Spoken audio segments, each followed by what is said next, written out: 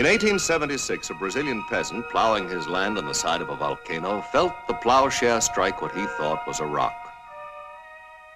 He picked it up to throw it aside, and then for some obscure reason, stuffed it into his pocket. He showed it to a friend that afternoon. "Look what the volcano has made," he said, "a piece of glass."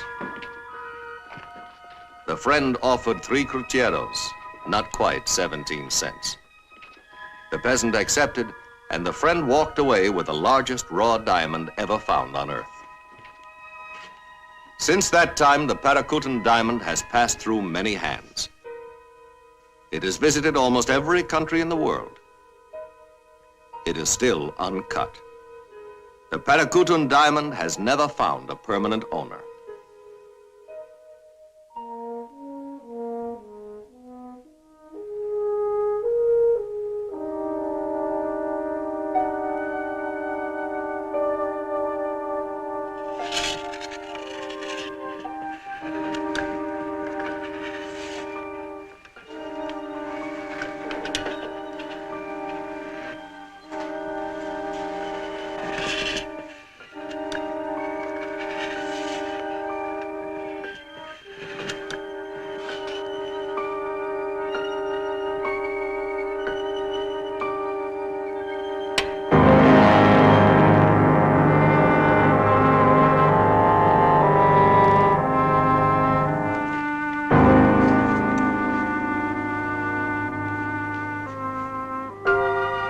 Take them all.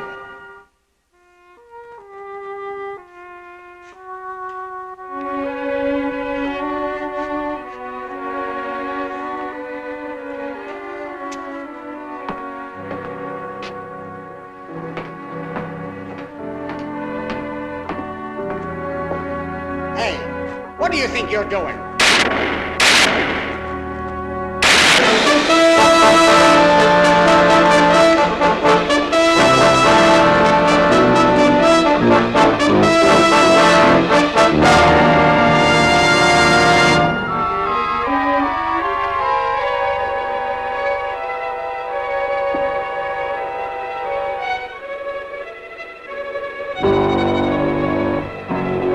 In this case are copies of the world's greatest diamonds. The originals are worth more than $5 million. These plastic imitations are worth about $50, if you could find a buyer.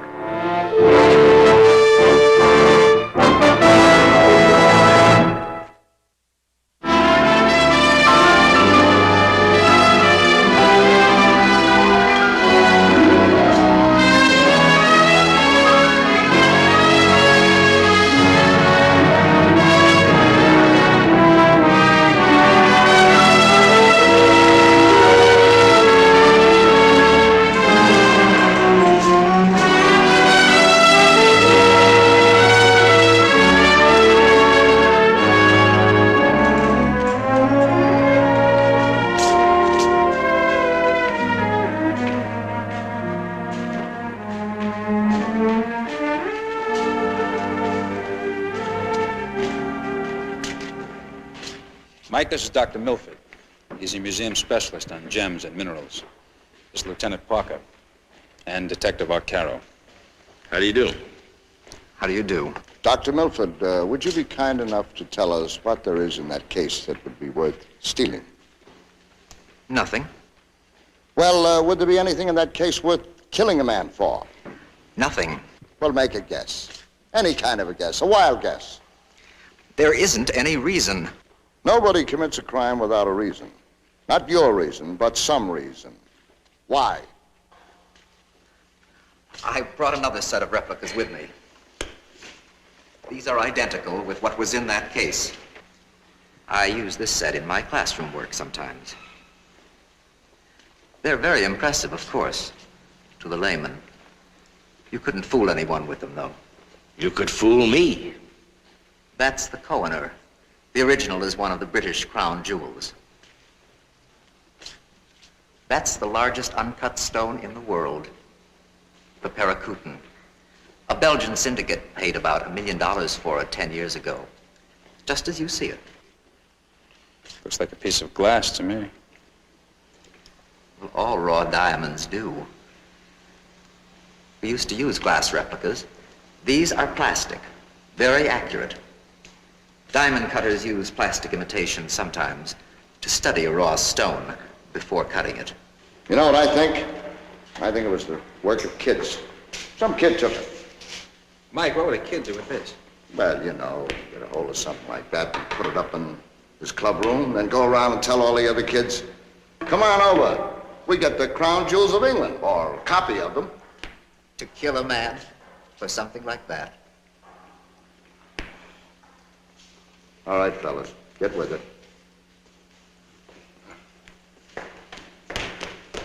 We tried to be very clear in our description of this exhibit. We tried to make sure that everyone knew it was worthless.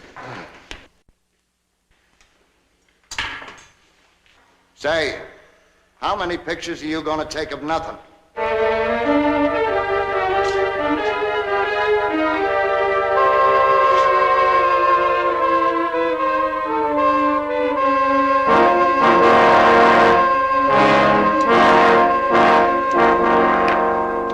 I think the best thing to do, Mr. Wicklow, is to wait and see how the situation progresses. I don't see any profit in speculation. I want what you saw in those x-rays. It's my life, Doctor. And it's my right as much as yours to know how much or how little is left to me. Any X-ray is subject to interpretation. You sit behind a desk and you own the world? People are frightened of death, but not me. Time is what frightens me. Time. To have only a little time and to spend it foolishly. For the last 26 years of my life, 18 was spent in jail. So that's wasted. And there's no way to get it back. The only thing that's important is what's ahead. I'm a Catholic. I want to make my last confession at the Vatican itself. Now, you may not understand that, but you can take my word for it. It's more important to me than life itself. Now, do I start for Rome in the morning? Or is there time for me to do one thing first? One more thing. What makes you keep your trap shut, Doctor? Cheap sentimentality?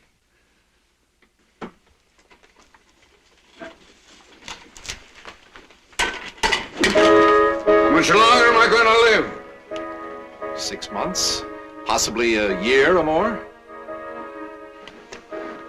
I think 6 months.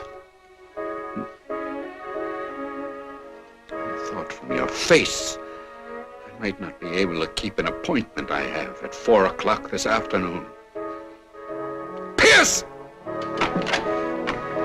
Tie him and get me out of here.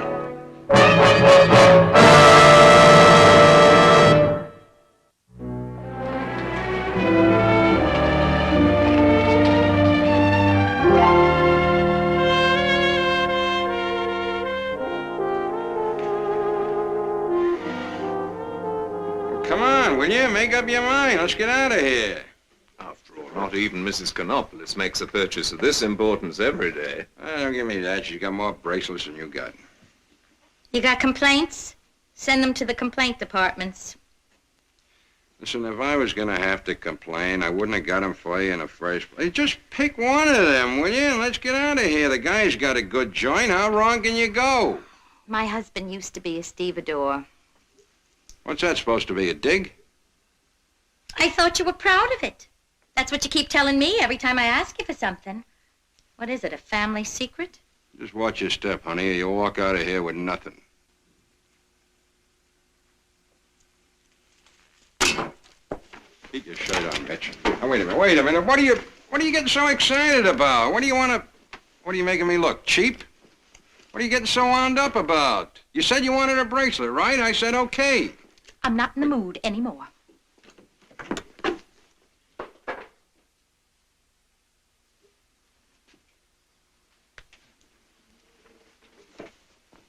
Just watch the way you look at me, will you? You want my money in your pocket? Look at me with respect. Mr. Metropolis. My father owned a junk shop in Liverpool, England. We started to be rich when I was old enough to go out collecting by myself. That was when we acquired 2 pushcarts.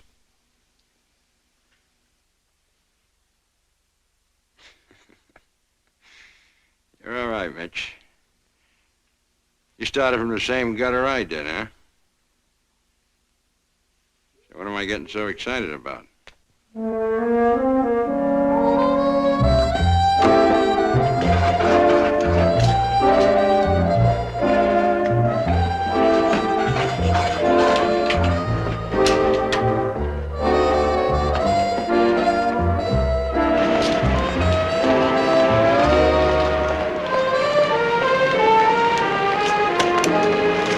Listen, I don't appreciate these scenes.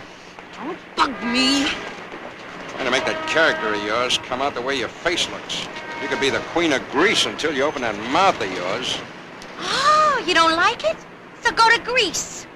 But you just keep it straight in your head. You already married an American queen. In a bathing suit. How do you expect them to judge a beauty contest? I should wear a tent? All right, get in there. Shh.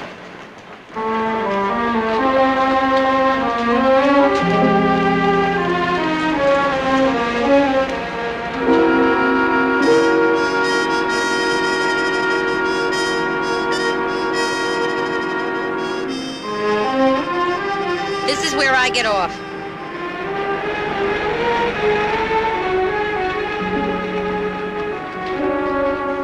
I want $50. What for? I need it. What do you mean you need it? You got a pocketbook there full of credit cards. You got a charge account in every store in town. What do you need money for? So I can take a cab and go where I want without telling you all about it. I give you $20 the day before yesterday, didn't I? Will you give me 10, huh? Here's 5. Learn how to hang on to money, will you? People kill themselves trying to get it. Where you going with that money? I have an appointment. With whom? Hire a private detective. I got a spy on you, and my pride is hurt. And you're no good to me at all. I'll tell you what this $5 just cost you. I'm going back there, and I guarantee you, I'm gonna find something that costs minimum $20,000 more than the other ones. Good, good. I like to see you well dressed.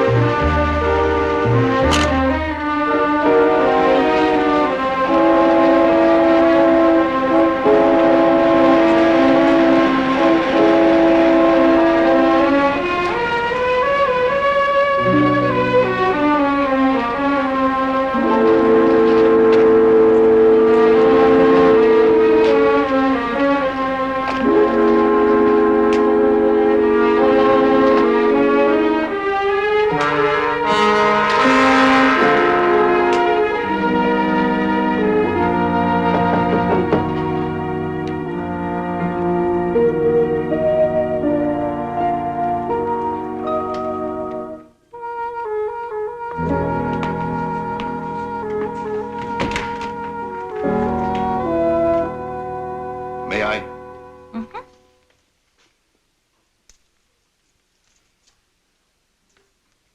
It's a beautiful piece of work. Uh-huh. $40,000 worth. I want you to copy it. There's no details on this one. I have to charge you $1,200. $1,200? You want it to be good? How soon do I get it back? 3-4 days, no more. You know, I don't understand you. He gives you everything. Nothing is enough for you. Why? He don't give it to me. He lends it to me. He's got a secretary with an inventory sheet. And everything he puts in my hand is on that sheet.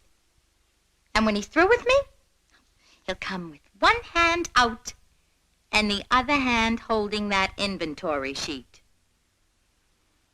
Well, I'll tell you, I'm gonna come out of this marriage with something, not nothing.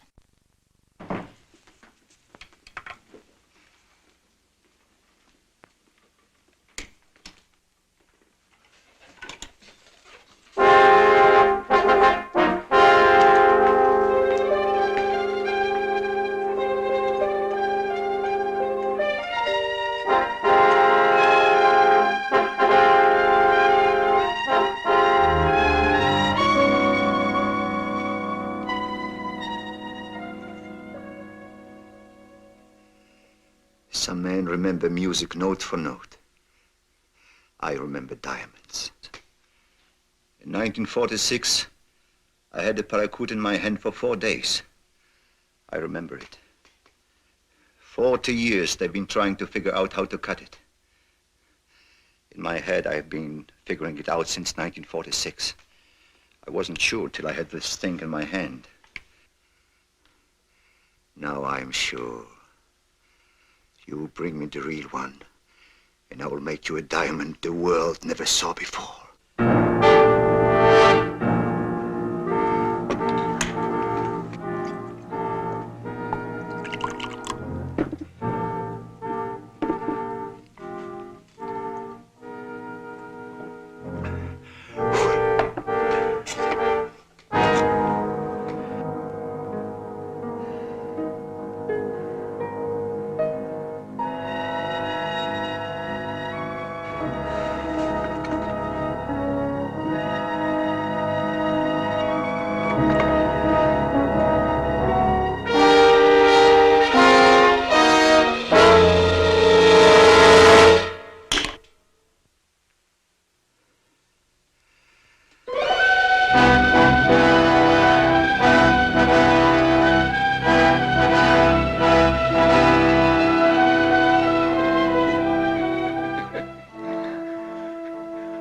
$2 million.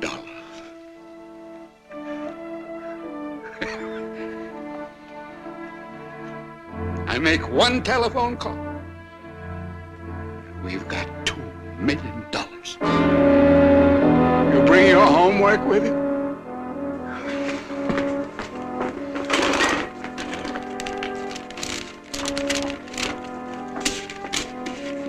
Now, you come in here, and then you go this way. The vault is here. There are 4 alarms altogether. The first one's here.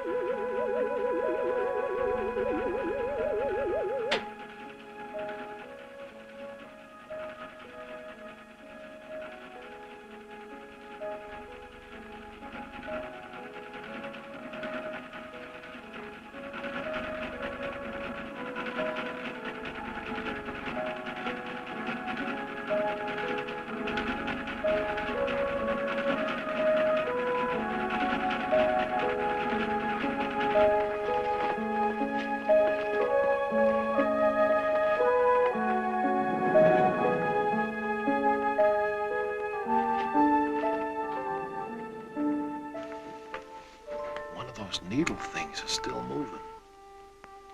That's the sonic network in the vault itself. We'll fix it.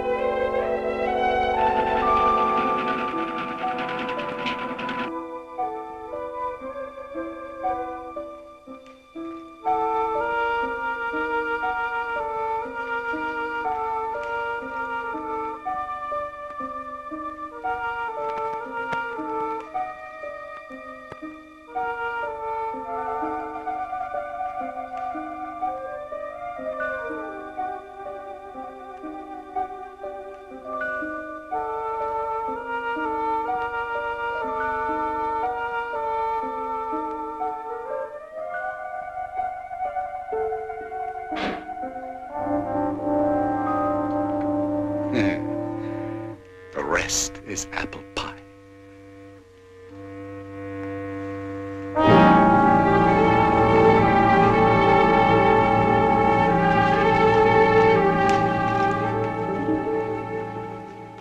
I still want to see how we beat the time lock.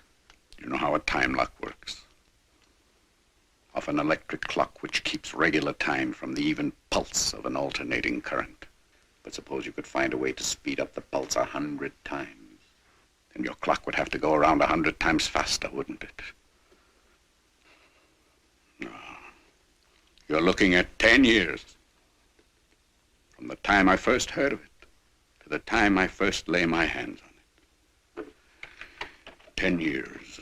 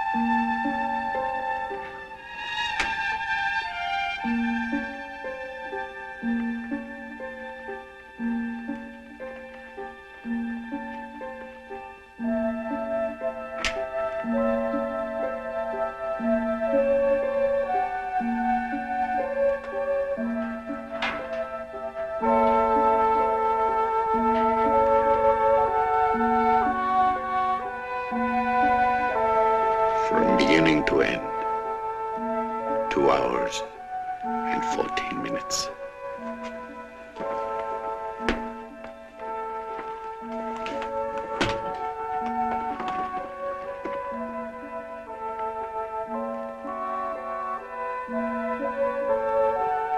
Now that we know the way, close it up.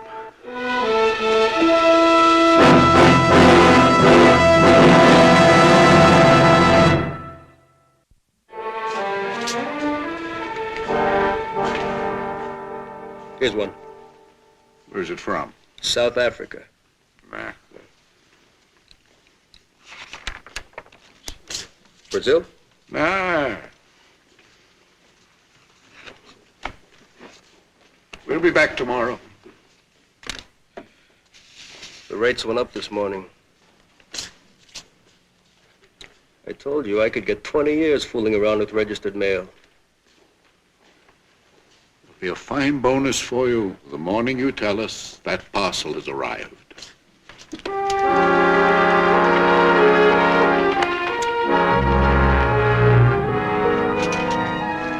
Don't forget to bring it back.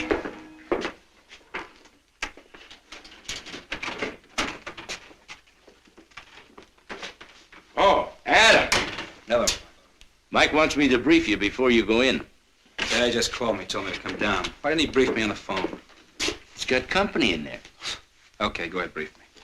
What'd you do, get bit by something? Now, come on, Frank, let's leave my personality out of it, huh? Didn't hear from Libby, huh? Now, wait a minute. All right, all right.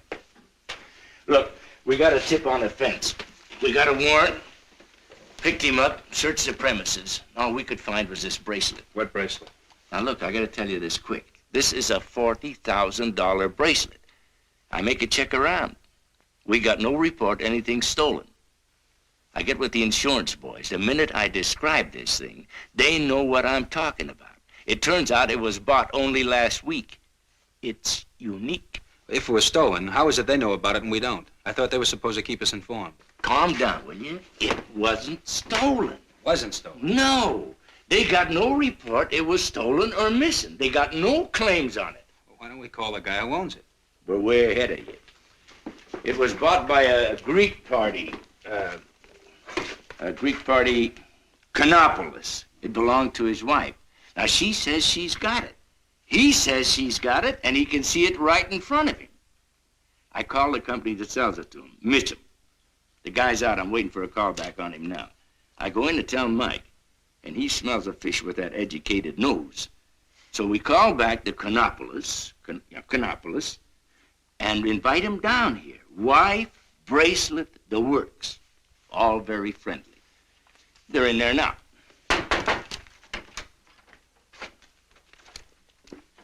Oh, Mr. and Mrs. Konopolis, this is Detective Adam Flint. How do you do? And, of course, Sergeant Arcaro you've met before. Hello. Adam, you want to see if you can dig the real one here? My theory, Lieutenant, in case you're interested, is that Mitchell made 2 of those, and that makes me extremely angry.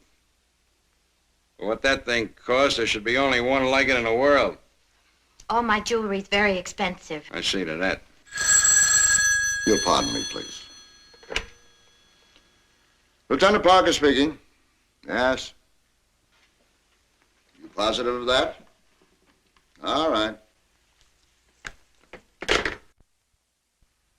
Does the name Philip Melville mean anything to you? Well. Adam? I don't want to become addicted to these.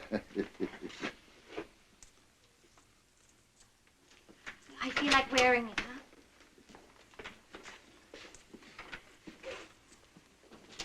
Do either of you recognize this gentleman? Mrs. Konopolis? No. I don't know this man. Well, that gentleman is the fence that we found the bracelet on. That's all.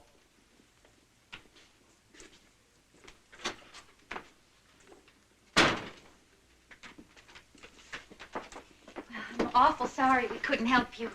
Well, I'm I'm sorry that we had to bring you nice people down here today, but that's how we detectives are. No harm done, Lieutenant. Oh, thank you, Lieutenant. Frank? Yeah? I want that woman tailed. Yes, sir.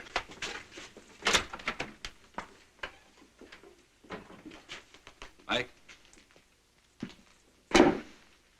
I think she recognized him. That's how it impressed me.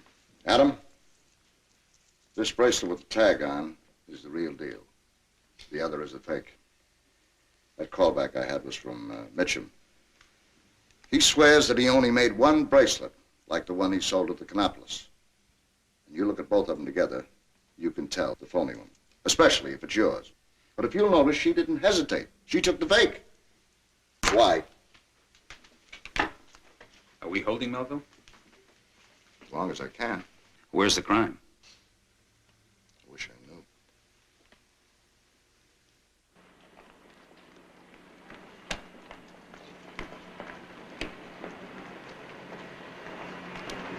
Jimmy, why don't you go for a little walk, huh? Not too far, just a little walk.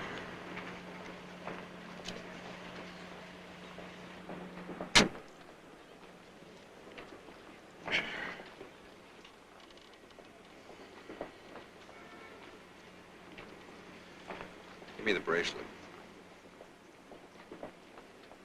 Give me that bracelet!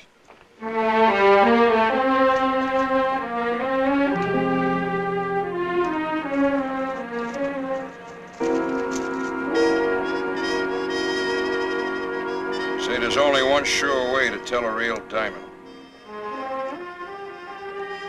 Cuts glass.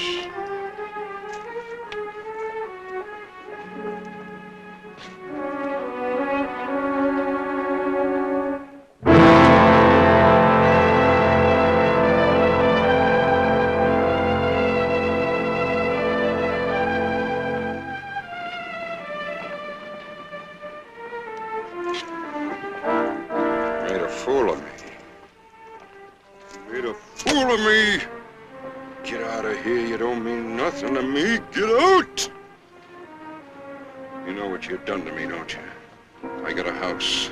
I got empty rooms to walk around in. I got no wife in my house. You took my love and my trust and you spit it back in my face. Get out. Get out. Get out. Here. Don't say I never gave you nothing.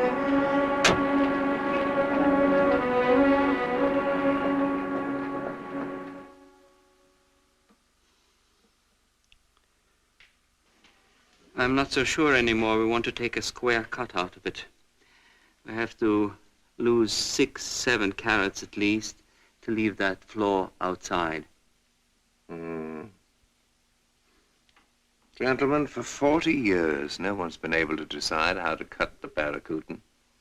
We don't have to make up our minds the first night we have it in our hands. Let's put it in the vault and think about it.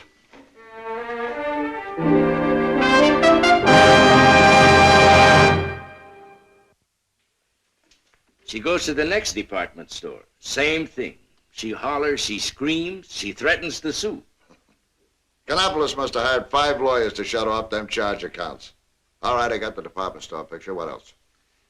11:30 to 12:55, she goes to see her lawyer. Figures. She leaves her lawyer, takes a cab to the west side. She goes into this brownstone. She's there for over 2 hours. Now, a half an hour after she's there, a big black limousine pulls up, chauffeur gets out, puts an old crippled guy into a wheelchair and pushes him into the brownstone. He's still there when she leaves. Who he? I don't know. Man's name lives there is Crescendo. He came over here about 8 years ago from Amsterdam. He was a diamond cutter over there. Lost up a $500,000 diamond, lost his nerve and his reputation. Makes his living now copying expensive jewels for rich dames who wants to have their cake and eat it too. See, they wear this guy's phonies and put the real ones in the deposit box. Where'd you dig up this information? Some from the neighbors, some from immigration. Well, it fits together. Canopolis buys his wife bracelets. She takes them to Kersel to have them copied.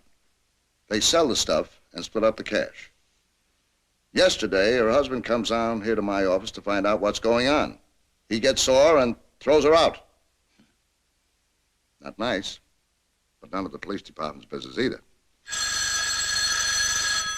By the way, who's tailing her now, Dolan? Yeah.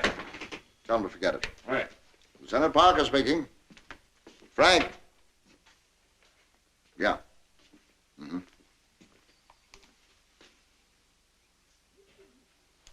Okay. Homicide.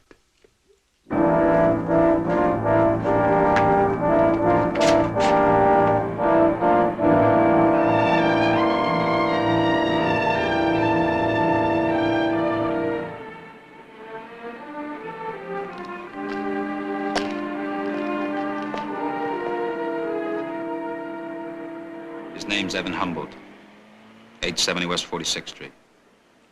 Belongs to a discount house. Carries hospital insurance. Veteran, World War II. And he works for the post office. Looks like he was running away when you got shot. Looks like he's trying to run away. Shall we check these out, see what we've got? Okay.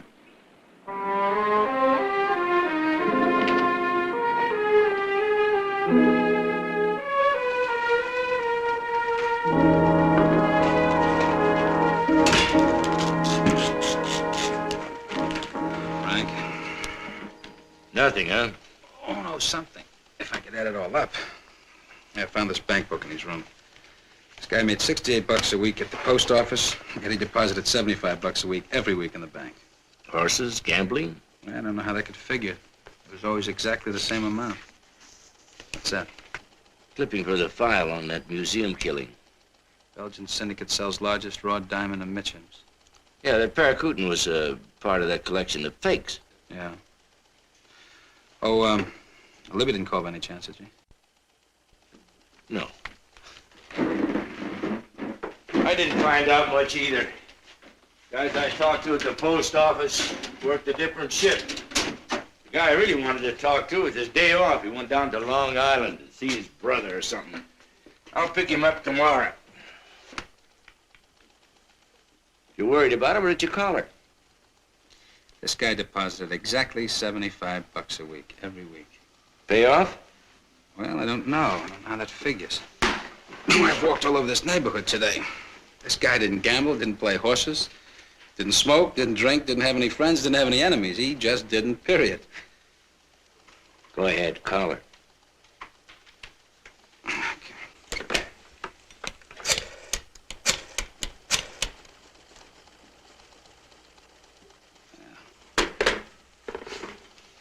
You want to hear something funny? Yeah. Report on suspicion of entry. Insurance reports, is it? Report was made to this office that a recording device gave indication of entry into the vault guarded by this device. A thorough examination of the premise was made. Inventory revealed nothing missing. I think I will call her. Now here's the funny part. Quote, conclusion, the recording device suffered from a temporary nervous spasm. Unit replaced. Hello, operator. I'd like to place a call to Boston, please. Temporary nervous spasm. They're kidding. Mitchums. What? Mitchums. That's where it happened. Frank, do you know how many times they rehearsed that Brinks robbery before they actually did it? Huh? 4 times. Do you know how diamonds are shipped? The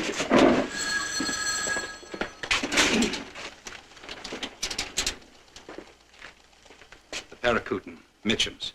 The Canopolis thing with the fake bracelet, that was Mitchums. Call Mike at home, will you? What for? What do you want me to tell him? Tell him I want to talk to him.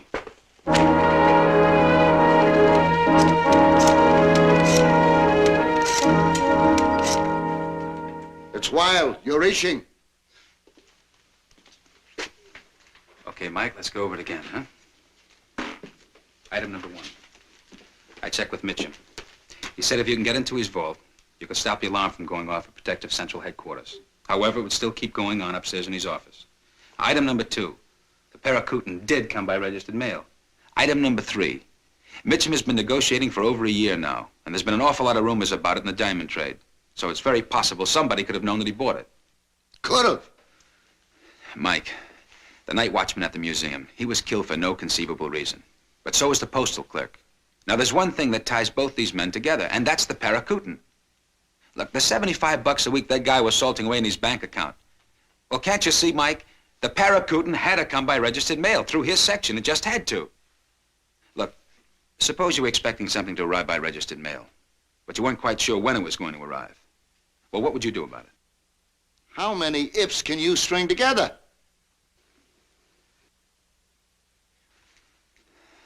Mike, I want ballistics to check the bullets that killed both these men. Let's find out if they didn't come from the same gun, okay? Okay. Now, can this wait till tomorrow morning? Yes, Lieutenant. Now, may I go back home and get my sleep?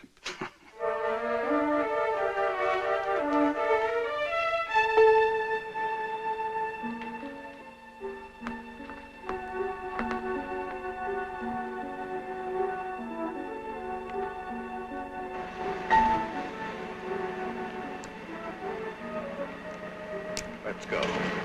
There was a time when I could enter an establishment like this through the front door and they would welcome me with open arms. Don't fall apart on me now. Don't you think that I want a diamond as much as you? They took it away from me in 1946. They took away my manhood. Now.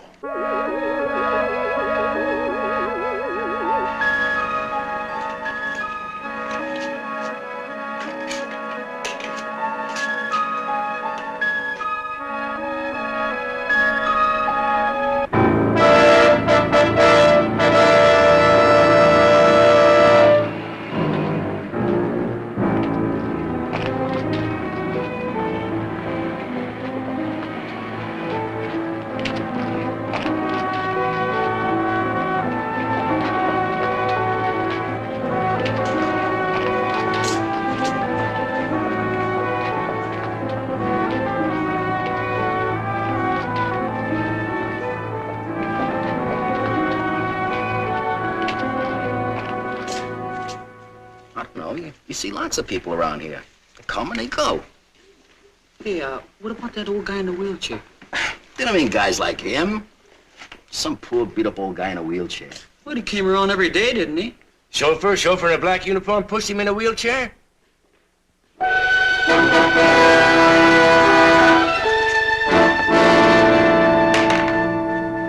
So we come to the real thing. In a few seconds now, we will either be rich or have nothing. Have you ever seen a diamond when a cutter makes a mistake? It falls into little pebbles. Talk enough, you'll frighten yourself to death. Come on. You can get a few dollars for them. Industrials used for grinding glass and steel. Sometimes you don't even make a mistake. There is a flaw, there is a stress you can see, you can calculate. Pebbles. All right, now shut up. Come on.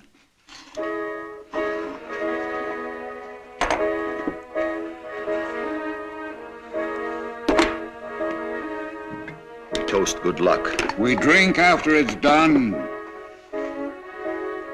I drink now.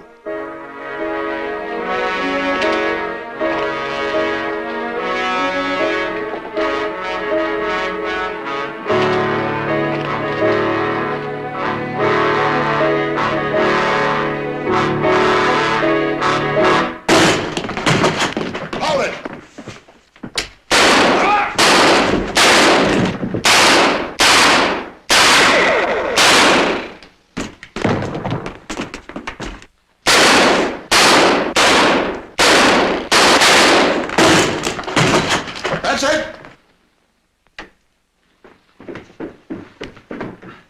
Get the ambulance.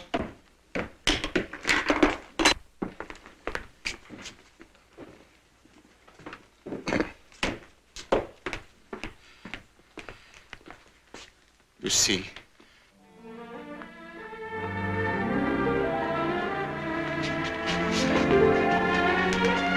There are 8 million stories in the naked city. This has been one of them.